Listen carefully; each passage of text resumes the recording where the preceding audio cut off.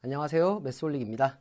오늘은 란체스터의 법칙과 명량해전이라는 제목으로 영상을 하나 찍어볼 건데요. 제가 이거 네 번째 영상인데 그동안 찍은 영상을 보니까 사설이 너무 길더라고요. 그래서 오늘은 좀 간단하게 시작합시다. 하고 싶은 일은 뭐냐면 일단 재료는 미적분이에요.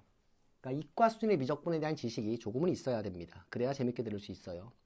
미적분을 재료로 이순신 장군이 얼마나 위대한 분인지를 한번 증명을 해보도록 할게요. 자, 시작하죠. 이런 상황을 생각을 해봅시다. A와 B 두 개의 나라가 있고요. 각 나라는 5대와 3대의 비행기를 갖고 있습니다. 전쟁 상황이라서 비행기끼리 전투를 할 건데 각 비행기의 전력은 완전히 동일하다고 가정을 한다면 당연히 A나라가 이기겠죠. 왜? 비행기가 더 많으니까. 자, 그런데 우리의 궁금증은 뭐냐면 A나라가 이길 텐데 과연 몇 대를 남기고 이길 것이냐라는 것이 오늘의 질문입니다. 일단 단순히 생각하면 이래요. 여긴 3대가 있고 여긴 5대가 있으니까 3대씩 서로 싸워서 없어진다고 생각을 하면 A나라 쪽에서 2대가 남지 않겠느냐라고 생각하기 쉬운데, 잘 보시면 비행기의 대수가 5대, 여긴 3대라는 것은 이쪽의 체력이라고 얘기할까요? 그쵸? 비행기의 내구도, 개수만 5개가 많은 게 아니라 공격력도 5배가 높다는 거죠. 그럼 처음에 싸우다 보면 이쪽에서는 5대가 한꺼번에 공격을 하고 여기서는 3대밖에 공격을 못하니까 실제 공격력의 비는 5대 3이 됩니다. 그러면 줄어드는 속도가 B가 빠르겠죠. 그럼 B가 줄어들면서 전투기 한 대가 사라질 때마다 어떻게 돼요? B의 전력이 줄어들게 됩니다. 그러니까 실제로는 3대씩 사라지는 게 아니라 A가 좀 더 남을 것 같아요. 그래서 이 상황에 대해서 얘기를 해볼 건데 우리가 이걸 미적분을 이용해서 한번 좀 설명을 해볼 거예요. 방금 얘기한 것과 같은 상황에서 어떤 쪽의 비행기가 몇 대나 남을 것인가를 예측하는 그러한 법칙이 바로 란체스터의 법칙이라고 부르는데요. 1법칙과 2법칙이 있습니다. 첫 번째, 란체스터 1법칙을 먼저 얘기를 해볼게요. 자, 비행기를 이렇게 마주보고 있는데 지금 상황은 뭐냐면 일단 이렇게 일렬로 서서 서로 공격을 하는 거지. 그래서 첫 번째 비행기랑 첫 번째 비행기가 싸웁니다.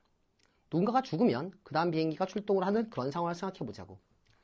사실 공중전에서는 이런 일이 있기가 힘든데 우리가 만약에 어떤 작은 골목길에서 싸움을 하고 있다면 한 명씩밖에 싸우지 못하겠죠. 자, 이런 상황이라면은 당연히 1대1로 싸울 것이고 둘의 전력이 같다면 동시에 죽는 것이, 죽는다는 표현이 좀 이상합니다. 격추되는 것이 평균적인 일일 겁니다. 그럼 한 대씩 사라지고 또 한 대 사라지고 또 한 대 사라질 테니까 결론은 아마 이쪽이 한 대도 남지 않았을 때 이쪽은 2대가 남아있을 거예요. 그래서 란체스터 1법칙이라는 것은 무슨 얘기냐면 A가 M대의 비행기를 갖고 있고 B가 N대의 비행기를 갖고 있고 그리고 M이 N보다 크다면 한쪽이 전멸할 때까지 싸운다면 A는 M-N대가 남고 B는 0대가 남는다. 다시 말하면 처음 전력의 차이만큼 더 많은 쪽에서 비행기를 남긴다는 얘기예요. 너무나도 당연하죠. 왜? 1대1로 싸우니까.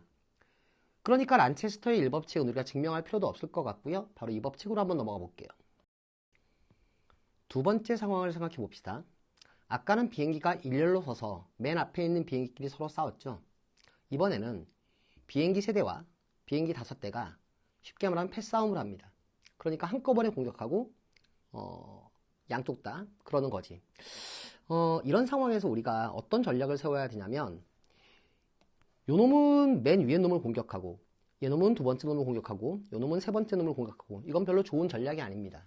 왜냐하면 상대의 비행기를 빨리 한 대라도 격추시켜야 상대의 전투력, 즉 공격력이 사라지는 거죠. 그죠? 그래서 어떻게 공격을 할 거냐면 1.4를 합니다. 게임 용어인데요.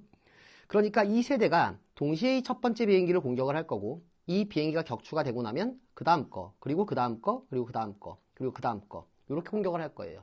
마찬가지로 이 파란 쪽 전투기들도 어떻게 할 거야? 5개가 힘을 합쳐서 첫 번째 전투기를 공격을 하고 그리고 그 다음, 그리고 그 다음을 공격을 할 겁니다. 자, 이런 상황이라면 어떻게 될까요? 아까는 더 많은 쪽이 그 전투력의 전력, 그러니까 전력의 차이만큼을 남기고 이겼는데 이 상황에서는 만약에 A가 M대를 가지고 있고 B가 N대를 가지고 있고 M이 N보다 크다면 실제로 한쪽이 전멸한 다음에는요, 더 많은 쪽이 루트 M제곱 마이너스 N제곱대, 그리고 더 적은 쪽은 전멸을 했겠죠. 이런 상황이 된다는 것이 바로 란체스터 2법칙이에요. 그리고 오늘 우리가 얘기하고자 하는 건 바로 이 법칙이죠. 자, 실제로 이게 맞다고 가정을 하고요. m과 n에다 각각 5하고 3을 대입을 해보면 루트 5의 제곱 마이너스 3의 제곱 16의 루트를 씌운 거니까 4가 남습니다. 그쵸? 무슨 얘기냐면 이쪽 전투기가 모두 떨어졌을 때 여기서는 뭐예요? 단 한 대의 전투기만 손실을 입는다는 얘기입니다. 이게 어떤 사람들에게는 그럴만해 라고 느껴질 수도 있고 어떤 사람들에게는 뭐 좀 이상한데 그래도 뭐 한 대밖에 안 주는 건 좀 이상한 거 아니야? 이런 생각이 들 수도 있을 텐데 어디까지나 지금 선생님이 찍는 영상 이 채널은 수학 채널이죠. 그러니까 수학적으로 이걸 좀 접근을 해보도록 하겠습니다. 우리가 란체스터의 제2법칙을 증명을 하기 전에 제2법칙의 결과가 실제로 어떻게 되는지 좀 감을 잡아볼 필요가 있을 것 같아요. 그래서 몇 가지 상황을 준비해 봤습니다. 우린 아까 5대3 전투를 얘기했고 이 경우라면 더 많은 쪽이 루트의 5의 제곱 마이너스 3의 제곱 계산하면 4가 나와요. 4대를 남기고 이깁니다. 10대 대 9대의 상황이라면 10의 제곱 마이너스 9의 제곱에 루트를 씌우면 이게 루트 19죠. 대략 4.35 정도가 나오는데 그 얘기는 한 대밖에 차이가 안 나지만 실제로 전투가 끝나고 난 다음에는 이쪽이 4대 이상 남긴다는 얘기예요. 좀 더 극단적인 상황, 100대가 있고 99대가 있다. 고작 한 대밖에 차이가 안 나니까 이때는 운이 좋다면 이쪽이 이길 수도 있을 것 같다는 생각이 들 텐데 실제로 계산해보면 한 대 많은 쪽이 대략 14대의 전투기를 더 남기게 됩니다. 사실 이건 여러분들이 스타크래프트 같은 게임을 혹시 즐기거나 할 줄 아는 사람들이 있다면 스타크래프트 안에서 유닛들을 가지고 실제로 세팅해서 한번 실험을 해보세요. 정말로 송곳처럼 들어맞습니다. 아주 정확해요. 자, 아주 극단적인 상황을 생각해보자. 이쪽은 133대 대군이죠. 이쪽은 13대입니다. 10배가 좀 넘게 차이 나는데 이런 경우라면 어떤 결과가 나올까요? 계산해보면 132. 얼마가 나오고 이 얘기는 무슨 얘기냐면 평균적으로 이쪽은 한 대도 죽지 않은 상태에서 이쪽이 전멸한다는 얘기예요. 눈치를 채신 분이 있겠지만 바로 이 숫자가 뭐냐면 명량해전에서 정유재란 때 일본 군함의 숫자이고 이쪽이 조선 군함의 숫자이죠. 실제로 그 해전은 조선이 압도적인 승리를 거뒀죠. 그래서 그런 일들이 어떻게 일어났는가를 수학적으로 좀 설명을 하고 싶은데 근데 우리가 그냥 이 법칙이 맞으니까 이 법칙대로 가고 뭐 어쩌고저쩌고 썰을 푸는 건 수학 콘텐츠가 아니겠죠. 그죠? 그러니까 우리는 수학적인 증명을 좀 해보고 싶어요. 아까 처음에 5대3 전투를 한다면 5대가 있는 쪽이 4대를 남기고 이긴다라고 했는데 그게 왜 그런 건지를 일단 한번 우리가 하나의 모델을 가지고 설명을 해봅시다. 지금 여기에 5대의 전투기가 있고요. 여기에 3대의 전투기가 있습니다. 상황을 조금 우리가 이해하기 쉽게 만들기 위해서 각 전투기가 가지고 있는 내구도, 다시 말하면 체력이라고 볼 수 있겠죠. 각각 6의 체력을 갖고 있다고 생각을 할게요. 뭐 한 대 맞았다고 전투기가 추락하면 좀 이상하잖아. 그지? 그러니까 무슨 얘기냐면 지금부터 얘네들이 매 초 한 번씩 공격을 할 건데 총 6번의 공격을 받아야 한 대가 떨어진다라고 생각을 하자는 겁니다. 그래서 완전히 동일한 체력을 가진, 동일한 공격력을 가진 그러한 전투기가 이렇게 있습니다. 상황이 이해되죠? 자, 첫 번째 공격을 할 건데 아까 뭐라 그랬지? 1.4 한다 그랬지? 그러니까 얘네 셋은 이 비행기를 동시에 공격하고 얘네 5은 이 비행기를 동시에 공격을 할 겁니다. 그러면은 얘는 3대가 맞았으니까 체력이 3 줄었을 거고 얘는 5대 맞았으니까 체력이 5 줄어들었겠지. 그래서 1회의 공격이 끝난 후에 이쪽은 체력 1짜리 전투기 1대와 6짜리 전투기 2개가 남는다고 생각할 수 있고 이쪽은 3짜리 1대와 6짜리 4대가 남습니다. 아직 한 대도 격추가 안 됐죠. 한 번 더 할 건데 여전히 3대가 있으니까 얘를 약한 놈을 공격을 하면 얘는 3대 맞고 떨어집니다. 그쵸? 정확히. 그리고 얘네들이 5발을 쏠 수 있는데 한 발로 얘를 격추를 시키고 나머지 4발은 얘를 공격을 한다고 생각하면 그 다음 상황은 체력 2짜리 전투기와 체력 6짜리 전투기가 남고 이쪽은 체력 6짜리가 4대가 남게 돼요. 자, 이제 이 4대는 2대는 얘를 공격해서 격추를 시키고 4대가 다 쏘는 건 효율이 떨어지니까 나머지 2대는 얘를 이제 공격을 할 겁니다. 그럼 어떻게 되겠어요? 얘만 체력이 4가 남고 얘는 격추가 될 것이고 이쪽은 2대밖에 안 남았으니까 2대가 얘를 공격해봐야 얘의 체력을 2 깎을 뿐이죠. 이런 상황이 됩니다. 자, 이제 체력이 4 남은 한 대의 전투기가 있는데 이 4대의 전투기가 한 발씩을 쏘게 되면 얘는 격추가 될 거고요. 얘는 얘를 공격해봐야 체력을 1밖에 깎지 못합니다. 그래서 처음에 얘기한 대로 어떻게 됐습니까? 정확히 이쪽이 4대가 살아남았어요. 지금 보면 얘가 체력이 3 깎였으니까 선생님 이거는 4대가 아니라 3.5대 아닌가요? 라고 생각할 수 있지만 요거는 이제 연속적인 모델이 아니라 우리가 이산적인 모델을 사용했기 때문에 이런 일이 벌어질 수 있습니다. 이 상황을 보면은 얘가 지금 체력 1 남고 살아남았는데 그것 때문에 얘가 한 발을 더 쏘게 되고 얘가 다음에 죽는 일이 벌어졌죠. 근데 만약에 이게 1이 아니라 0이었다면 어떻게 되겠습니까? 상황이 좀 많이 달라졌을 것 같아요. 자, 그래서 그 정도로 이해를 해두고 어쨌든 4마리가 남았다 이건데 이걸 우리가 일반적인 m과 n까지 확장을 해 나가기는 조금 무리가 있을 것 같습니다. 이런 식으로는. 자, 그래서 미분의 도움을 받으러 가보겠습니다. 방금 전의 상을 조금 더 확장해서 일반적인 상황으로 한번 모델링을 해볼게요. A, B 두 개의 나라가 있고요. A, B 두 나라의 시각 T에서의 병력수를 각각 AT와 BT라고 두겠습니다. 그럼 당연히 초기 병력수는 A0와 B0라고 둘 수 있겠죠. 그리고 전투가 시작되는 시각을 T는 0이라고 두고요. 전투가 끝나는 시간을 우리가 스몰 t는 라지 t라고 두면 이 시각 t라는 것은 0부터 t까지 변하는 변수일 겁니다. 만약에 초기 병력수 A0가 B0보다 크다고 가정을 한다면 BT가 0이 되는 순간에 게임이 끝날 테니까 이 B에다가 라지 t를 대입하는 순간이 뭐가 되겠어요? 예, BT가 0이 되는 순간이고 그때 남아있는 라지 A에 라지 t를 대입한 게 남아있는 병력수겠죠. 싸우게 되면 서로의 병력은 줄어드는데 실제로 AT, 그러니까 A 병력의 변화율은 뭐예요? 시간에 대해서 미분한 거니까 A'T라고 쓸 수 있겠죠? 그리고 B의 병력, BT의 변화율 B'T는 어떻게 움직이냐면 병력이 변한다는 얘기는 줄어들고 있다는 얘기예요. 왜 줄어들고 있습니까? 상대방의 공격을 받았으니까. 그러니까 당연히 AT의 변화율과 BT의 변화율은 상대방의 그 시각에서의 병력 수에 비례할 수밖에 없죠. 즉 A'T라는 것은 그 시각에서의 B의 병력수에 비례하니까 비례상수 K를 도입하고요. 우리가 양쪽 진영의 병력 한 명당의 전투력은 완전히 똑같다고 지금 가정을 할 거니까 순전히 병력의 수에만 비례합니다. 그래서 A의 병력수의 변화율은 그 시각의 B의 병력의 크기에 비례하고 B의 병력수의 변화율은 그 시각의 A의 병력수에 비례하고 이 비례상수는 동일합니다. 순수하게 크기에만 의존하는 거죠. 물론 K는 음수일 거예요. 왜냐면 변화율은 음수일 테니까. 점점 병력은 줄어들어야 될 테니까. 근데 중요한 건 K가 상수라는 거죠. 음수인 게 중요한 게 아니라. 자, 두 개의 등식이 성립하니까 요놈과 요놈을 곱해주고 요놈과 요놈을 곱해줍시다.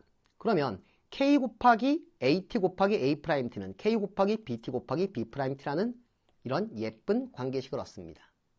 일단 이 관계식이 우리의 재료니까 네모를 쳐놓을게요. 기억을 해주기 바랍니다.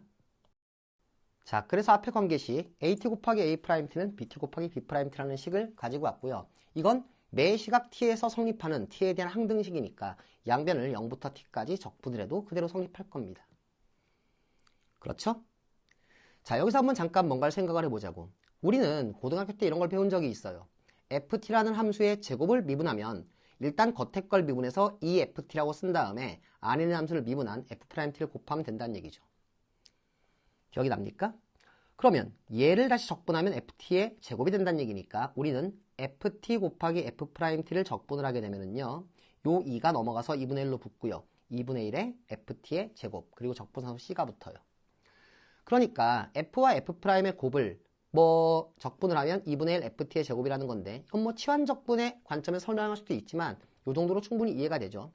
그래서 양변을 적분하게 되면 이쪽은 2분의 1 AT의 제곱이 나오고 이쪽은 2분의 1 BT의 제곱이 나오고 정적분이니까 0부터 T까지 적분을 해주면 됩니다. 양쪽의 상수 2분의 1은 지울 거예요. 그럼 좌변은 뭐가 나와요? A 라지 T의 제곱 마이너스 A0의 제곱, 우변은 B 라지 T의 제곱 마이너스 B0의 제곱이 나옵니다. 자, 이제 우리가 구하고 싶은 게 뭔지를 한번 생각해 보자고. A0와 B0는 뭐였어? 네, T가 0일 때의 병력수, 즉 초기 병력수였습니다. 우리가 라지 T라고 설정한 것은 뭐였냐면 전투가 끝나는 시점, 그러니까 둘 중에 하나가 전멸하는 시점이에요. 그런데 만약에 초기 병력수가 A가 더 크다고 생각한다면 먼저 전멸하는 건 뭐가 될 것이고요? 얘가 될 것이고요. 이 끝나는 시각 T라는 것은 BT가 0이 되는 시점입니다. 즉 bt에 0을 대입할 수 있고 a0의 제곱을 넘기면 at의 제곱은 a0의 제곱 마이너스 b0의 제곱이 되고요. 그럼 a 라지 t는 뭐가 됩니까? 루트의 a0의 제곱 마이너스 b0의 제곱이 되죠. 우리가 원하는 대로 전투가 끝났을 때 남아있는 병력 수는 처음 병력 수의 제곱의 차이에다가 루트를 씌운 것과 같다라는 얘기가 됩니다. 그래서 우리가 아까 예측했던 이런 상황이 벌어진다. 5대 3일 때는 5의 제곱 마이너스 3의 제곱 루트 씌운 4대가 남고 10대 9이면 4.35대, 100대 99면 14대, 그리고 133대 13이면 흠집 하나 잘 못 내고 거의 대부분이 살아남고 이쪽은 전멸한다 라는 걸 이제 수학적으로 증명을 한 거죠.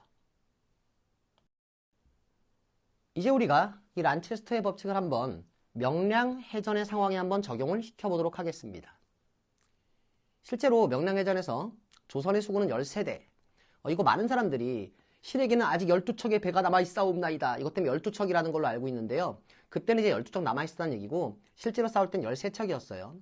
전투에 참여한 배가. 그리고 일본은 실제로는 133대가 넘었다고 합니다. 뒤에 뭐 200대 정도 더 있었다고 하는데 뭐 정확한 기록은 아닐 테니까 어쨌든 간에 실제로 전투에 참여한 게 13대 133이다. 이 정도로 우리가 예상을 하고 있어요.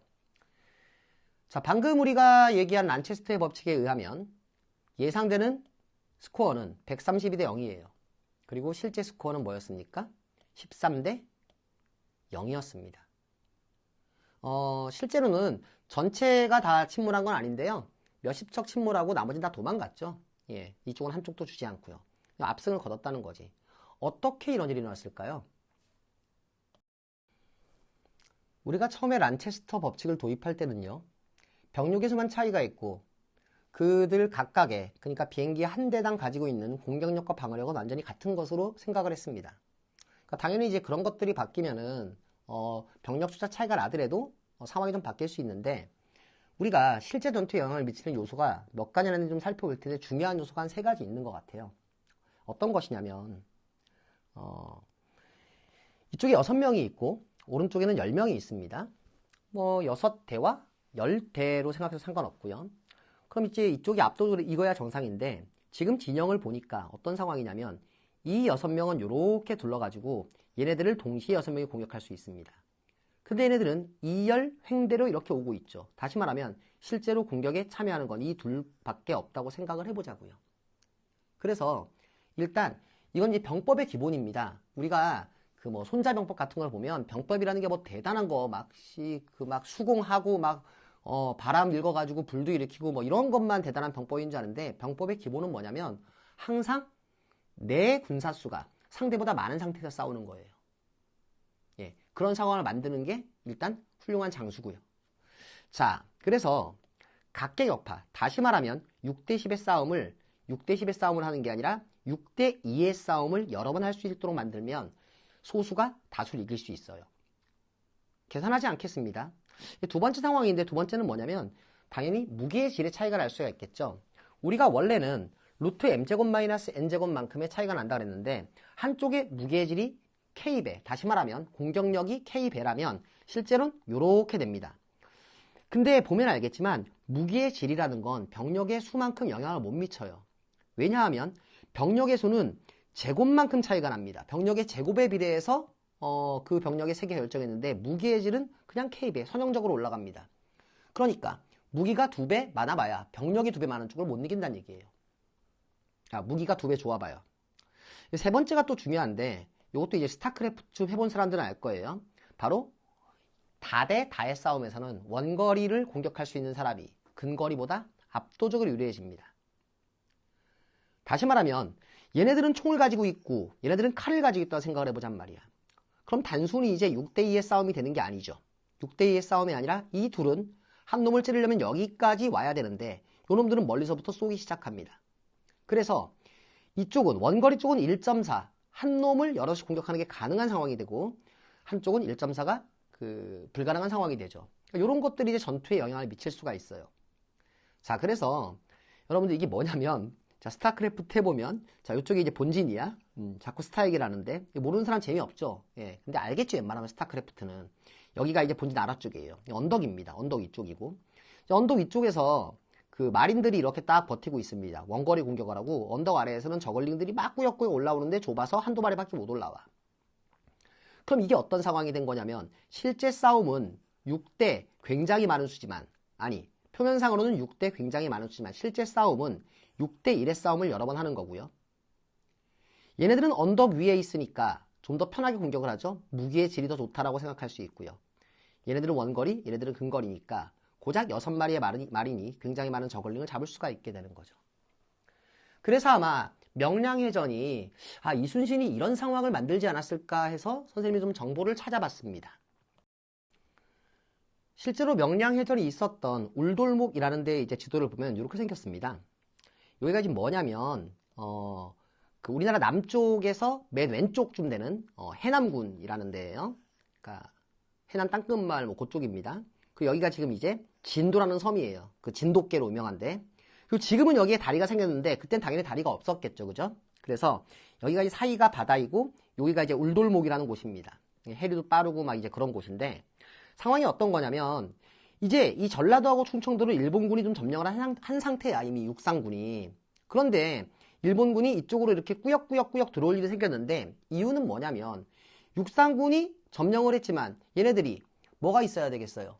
먹을 게 있어야 되겠지, 그지? 그래서 그 여러 가지 뭐 군량미라든가 이런 것들을 이제 수송을 해야 됩니다. 그래서 이쪽을 이제 지나갈 일이 있었나 봐. 그래서 일본의 133대가 이 울돌목을 지나가기로 되어 있었고 여기를 이순신 장군의 13대가 막아서고 있는 이런 상태가 바로 명량해전의 상황이었다고 하더라고.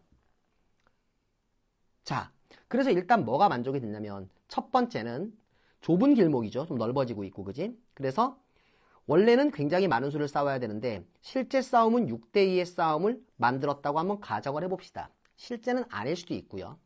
그죠? 그래서 그건 일단 만족을 시켰어요. 자, 그 다음 두 번째, 무기의 질에 대해서 얘기를 해볼 건데 자, 위에 있는 게 이제 판옥선이라고 해서 그 당시에 사용했던 우리나라의 배입니다. 조선의 배. 밑에 게 이제 뭐 세키분해란 이름의 일본 배예요. 딱 보면 알겠지만 사진상으로 이 위에 있는 게 아래에 있는 것보다 훨씬 더 크죠, 그죠? 근데 이게 사진만 큰 게 아니라 실제로 얘가 얘보다 2배 정도 컸대요.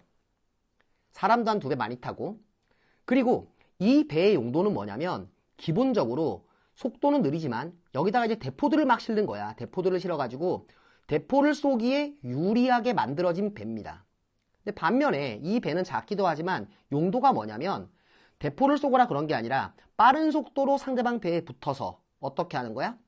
상대방 배로 샥 건너가가지고 막 노략질하는, 그지? 막 뺏고 해적들 보면 그런 것처럼 그런 용도의 배입니다. 한마디로 말하면 얘가 원거리고 얘는 근거리예요. 그리고 무기의 질도 이쪽이 더 높죠. 왜? 훨씬 더 많은 사람이 타고 배도 크니까.